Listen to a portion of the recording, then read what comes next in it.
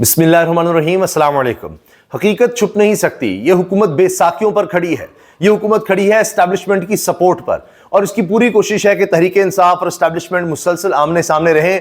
तभी इनकी बचत है, इनकी ज़रूरत तभी तक है क्योंकि अवाम तो इनके साथ है नहीं। तो लिहाजा इस तरह की बातें की जाती हैं कि नहीं सब ठीक है, सब ठीक है, कोई मसला ही नहीं, लेकिन हकीकत कुछ और है। राना सनाउल्लाह साहब कहते हैं 9 मई केस का एक मामला है जिसकी वजह से आर्मी चीफ खुश नहीं है। यानी army chief general Asim Munir ने एक इजलास में सिस्टम बिलखुसूस अदालतों से गिला किया था कि 9 मई के मुल्ज़मान का ट्रायल क्यों नहीं किया गया। इनका ट्रायल हो जाता तो 26 नवंबर ना होता। ये मुशीर वज़ीर आज़म राना सनाउल्लाह साहब ने कहा है। और फिर ये भी बात कर रहे हैं कि जी मुल्क कौमी हुकूमत जैसी क़यास आराइयों का मुतहम्मिल नहीं हो सकता, कि नहीं कोई कौमी हुकूमत नहीं, हम ही कौमी हुकूमत है, इनका ये ख्याल है। वैसे भी देखिए पीपल्स पार्टी की हिमायत भी हासिल है, MQM भी है, तो तहरीक इंसाफ के अलावा तो सारे हैं, तो कौमी हुकूमत पहले ही है।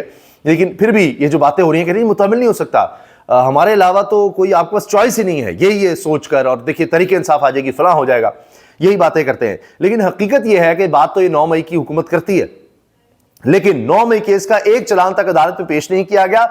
इसका कसूर भी PTI का है कि उनका कोई चलान नहीं, उन केसेस को चलाया नहीं जा रहा। तो इस पर भी राना सनाउल्लाह साहब जो हैं वो कहते हैं नहीं जी सारा सिस्टम का ही कसूर है। डिमांड है उनकी, और ये डिमांड जो है, ये जिस दिन लॉ एंड ऑर्डर्स की एक बड़ी हाई लेवल मीटिंग हुई है उसमें आर्मी चीफ खुद मौजूद थे, और जो वहाँ पे उन्होंने बात की वो डिमांड उनकी उस वक्त उनके अपने अल्फाज में भी मौजूद थी।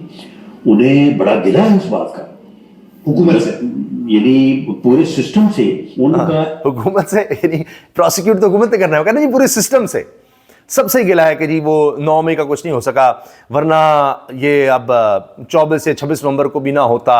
ये इस तरह की इन्होंने बात की है। लेकिन मैं आपसे अर्ज कर रहा हूँ कि जो हरकतें हुकूमत की हैं ये अब जो मर्जी कर लें, चंद हफ्तों की बात है। अगर हालात बेहतर ना हुए तो पहले से ज़्यादा लोग आएंगे और फिर शायद दोबारा वो इस्लामाबाद का ही रुख करें। नहीं यकीन आता तो आज़ाद कश्मीर की सूरत हाल ही देख लीजिए कि क्या खबरें वहाँ पर आई हैं। वहाँ पर हुकूमत को घुटने टेकने पड़े हैं, इतनी बड़ी तादाद में लोग आ गए। मेरी वहाँ बात हुई एक सीनियर साफ़ी से कि क्या हालात है, किस तरह। कहते हैं जी बस यहाँ कुछ हो ही नहीं सकता, जितने लोग निकल आए हैं ऐसे लग रहा है कि पूरा कश्मीर ही निकल आया है। इतनी बड़ी तादाद में लोग निकल आए, और गालिबन 6 रास्ते बताए जाते हैं जी पाकिस्तान से जुड़ते हैं आज़ाद कश्मीर के, उस तरफ उन्होंने मार्च किया। उन्होंने कहा जी हम यहाँ पर बैठ जाएंगे। हुकूमत ने कहा कि जी सदारती ऑर्डिनेंस हम वापस ले रहे हैं कि जहां पर एहतजाज करने पर सजा होगी, 7 साल तक सजा, तो वो हम वापस ले रहे हैं। जो आपके लोग रिहा हैं वो भी कर देते हैं, लेकिन थोड़ा सा वक्त दे दें। तो घुटने उनको टेकने पड़ गए। तो ये जिस तरह हमने देखा कि डी चौक पर पहला एहतजाज था, उससे ज्यादा बड़ा एहतजाज दूसरी दफा हुआ। फिर हुकूमत ने जिस तरह से ताकत का एक इस्तेमाल किया, उसकी वजह से समझा कि अब लोग डर गए। इन्हीं के बयानात है कि अब दोबारा नहीं आएंगे, अब दोबारा नहीं आएंगे। मैं आपसे अर्ज कर रहा हूं कि फिर दोबारा लोग आएंगे और पहले से ज्यादा आएंगे अगर हुकूमत ने अपनी हरकतें ना बदली। बहरहाल राना सनाउल्लाह साहब कह रहे हैं कि जी वो हो जाता तो फिर ये 26 नवंबर भी ना होता। एज इंस्टीट्यूशन गिला है कि 9 मई के जो मुजरम थे, जो मुल्ज़िम थे, उनका ट्रायल क्यों नहीं किया गया। अगर उनका ट्रायल हो जाता तो फिर शायद ये 26 नवंबर या 24 नवंबर ना होता प्रोसिक्यूशन। लेकिन बात यह है कि इनकी JIT होती है, वो बस अपने सबूत ले आती है, अदालत में कोई सबूत ये पेश नहीं कर पाती हुकूमत, और फिर ये कहते हैं ओहो जी बस किसी को वैसे ही मावरा अदालत ही किसी के साथ कुछ कर दिया जाए। वो सारा केस जो है वो लेके पेश करती है, और जज साहब कहते हैं कि ये शक पड़ गया तो लिहाजा आप उठाएं इस केस को। बस ये अदालतें इनको बड़ी बुरी लगती हैं। हालांकि सारी अदालतें इनके मातहत आ चुकी हैं, अब तो कहते हैं पुलिस के मातहत आ गई हुई हैं। और जिस तरह से अदालतों ने इनको रिलीफ दिया वो तो क्या ही बात थी मियां नवाज शरीफ का आपको। अच्छा, फैसल वाडा की बातों पर बड़े परेशान है राना सनाउल्लाह। कहते हैं जी वो कुछ नहीं कर सकते, वो सिस्टम के लाडले हैं। एक तो अभी इन्होंने कहा कि सिस्टम से शिकवा है, सारे सिस्टम से शिकवा है आर्मी चीफ को। अब ये कह रहे हैं कि फैसल वाडा और एक और वजीर साहब हैं वो सिस्टम के लाडले हैं। ये उनका इशारा मोहसिन नकवी की तरफ था यकीनन कि जी उनको तो हमने एक बड़ा अहम ओहदा दे दिया हुआ है। तो मैं वज़ीर आज़म शहबाज शरीफ से कहूँगा कि फैसल वाडा को बुलाएं, इनको भी कोई ओहदा वगैरह दे दें, तो वो कोई मसला नहीं है। अब मौलाना भी गुस्से में है, हमने आपके खिलाफ नहीं, आपने हमारे खिलाफ लाने जंग किया है। फजलुर रहमान, अब सामना हो गया है तो हम डट गए हैं। चलें बड़ी अच्छी बात है जी, देख लेते हैं। फजलुर रहमान साहब 26वीं आईनी तरमीम की दफा भी लग रहा था डट गए हैं। दीन मदारिस को हुकूमत के असर रसूख से दूर रखना चाहते हैं, और मदारिस को रजिस्ट्रेशन مدارس کو رجسٹرڈ کروانا چاہتے ہیں لیکن ریاست سے تصادم نہیں چاہتے. تو مولانا بھی راستہ گفت و شنید کا کھولا ہوا ہے, دیکھتے ہیں اس کا کیا بنتا ہے. اچھا, رانا ثناء اللہ صاحب کے وارنٹ گرفتاری جاری ہو گئے ہیں, ان کو گرفتار کر کے عدالت میں پیش کرنے کا حکم ہے. رانا ثناء اللہ کے ناقابل ضمانت وارنٹ گرفتاری جاری, گرفتار کر کے پیش کرنے کا حکم. اور یہ معاملہ انہی کی حکومت ہوتے ہوئے ہے, گجرانوالہ سے ہے. عدالت نے وزیر اعظم کے مشیر برائے سیاسی امور رانا ثناء اللہ کے ناقابل ضمانت وارنٹ گرفتاری جاری کرتے ہوئے گرفتار کر کے 12 دسمبر کو پیش کرنے کا حکم دیا. گجرانوالہ میں جوڈیشل مجسٹریٹ سدرا گل نواز نے وزیر اعظم کے مشیر برائے سیاسی امور رانا ثناء اللہ کے وارنٹ گرفتاری جاری کر دیے. عدالت نے حکم دیا کہ رانا ثناء اللہ کو 12 دسمبر کو گرفتار کر کے پیش کیا جائے.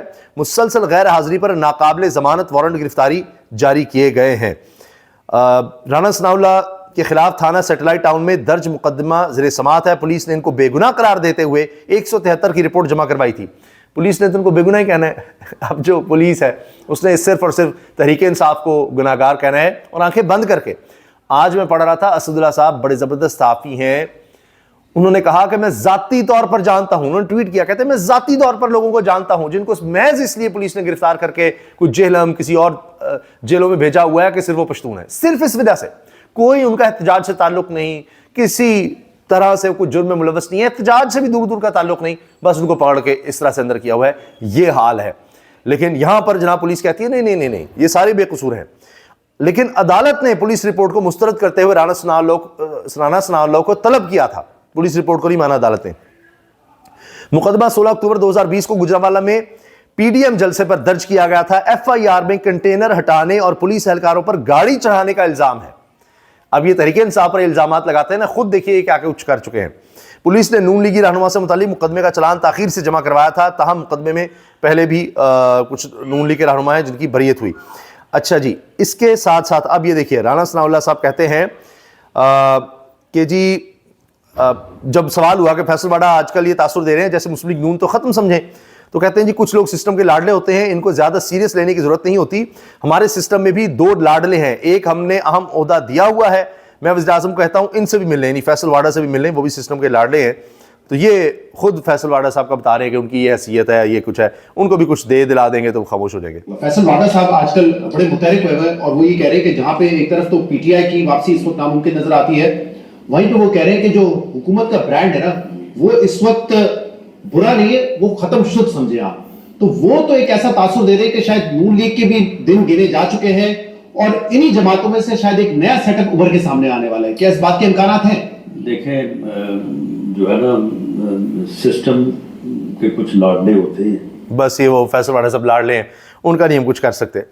اچھا جی, وہ یہ کہہ تو رہے ہیں فیصل واڈا صاحب, لیکن فیصل واڈا صاحب اب بدل بھی رہے ہیں. وہ اب پھر اس طرح کے اشارے دے رہے ہیں کہ جی عمران خان صاحب کا بھی ہو سکتا ہے کہ ملٹری ٹرائل ہو جائے, فیض حمید کا ہو رہا ہے, 5 سے 7 دن میں وہ ہو جائے گا, اس کے بعد تو برابری ہوگی, جو بھی اس میں ملوث ہے. میرے لیے کوئی حیرت کی بات نہیں ہوگی کہ عمران خان کا بھی ملٹری ٹرائل شروع ہو جاتا ہے.